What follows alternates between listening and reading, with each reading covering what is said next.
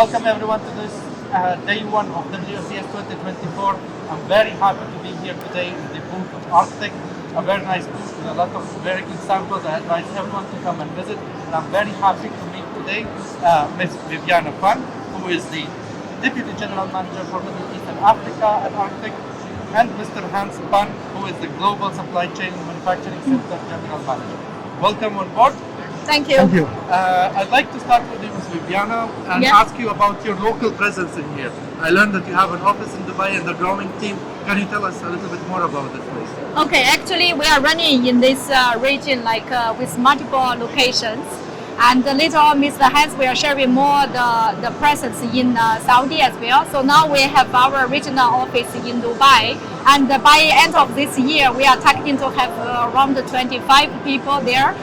Including like BD and sales and also operations and also R&D center. So it's like one of the global center we are operating here.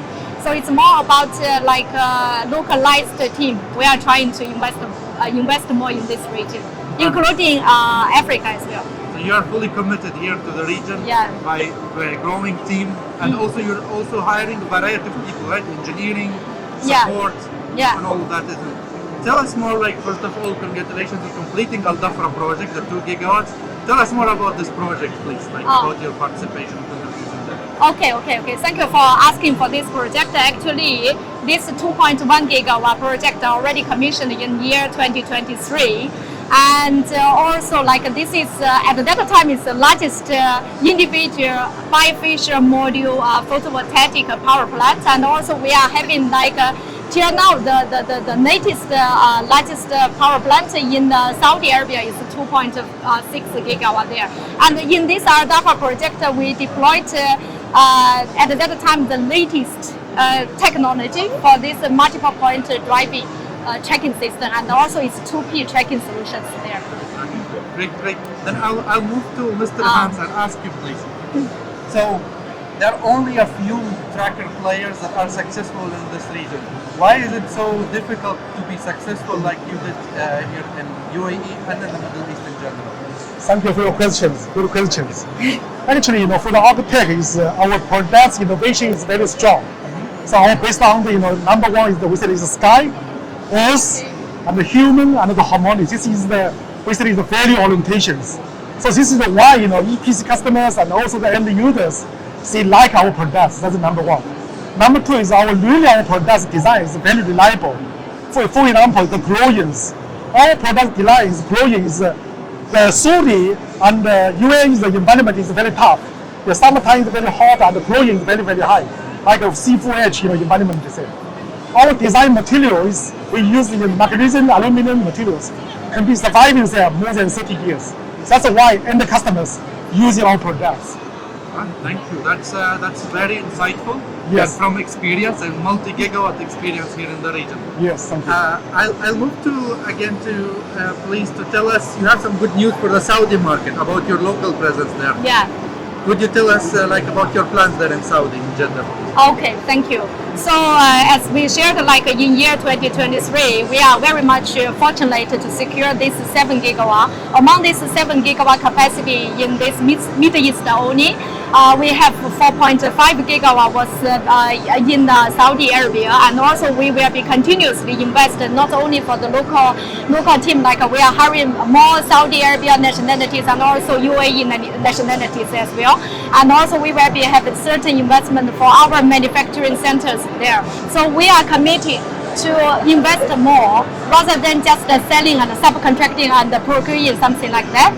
And then we commit to continuously optimize the technology and the design. As today, we bring our latest design for Skywing, the sync actions and the dual roll. So we commit to optimize the design to accommodate to this region specifically, and also we are committed to facilitate our partners in this ecosystem to achieve a higher ROI and lower LCOE with higher stability. Okay. It's a great combination, difficult to achieve. Yeah. Yes. Then taken from what Viviana said, what caught my attention is this new factory in Saudi. Yes. So what is the timeline? Where is the location? How are you planning to do it? Before that, I just want to add some more comments here. Is actually we see is Arctech, our foundations in China, but Arctech now is a multinational company already. So several years ago, 4-5 years ago, first time we come here. Now we have a good achievements, in the Middle East and Africa and the EU. So overall, the Arctech is solely planned will be the overall operation center and R&D center for the overall Middle East, Africa and Europe. Our last timeline is early this year. We already get the land. So now in the process, for the design and the layout and the constructions. So by end of this year, early next year, our wholly new plant will be setting up. And we'll start production by the end of the year. Yes. How would you ensure that the quality of your production in Saudi, in such a remote place compared to your base HQ in China, would have the same quality of reliability of the tracker product that you have? So that's the one actually why Arctech can be success now, because we have a very strong and very reliable systems. Whatever in China, in India, and in future production in the Saudi, we will use exactly the same lines, equipments, process, design materials, and the training process as well. So that's the ensure we are using 100% the quality level same in China. Okay, just to add up one point. Actually, Arctech, we are the only one tracking solution provider.